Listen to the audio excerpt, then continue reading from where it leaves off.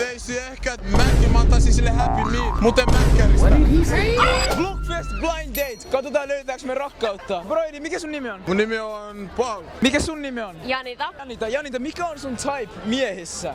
Oh my days. Semmonen keskimittainen ja lihaksikas.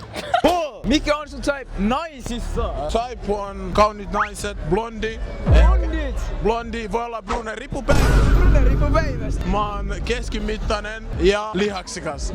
Okei. Janita, mihin sä haluisit, että sun mies vie sut ensitreffeille? Johonkin syömään vaan, johonkin kauniiseen paikkaan. Silleen ei mikään McDonald'si. Mäkki, mut Taco Bell. Ei tossa, johonkin italialaisen. Mihin sä viet Janitan teidän ensitreffeille? Mä veisin ehkä, tiiäksä, Mäkki, mä antaisin sille Happy Meal, mut en Mäkkäristä.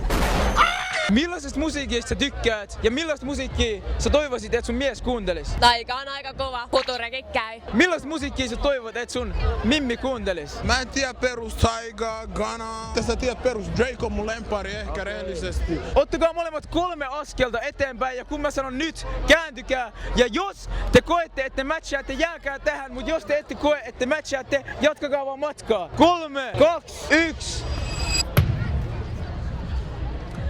Ei, moro jätkä. Mitä? Meillä on video kesken.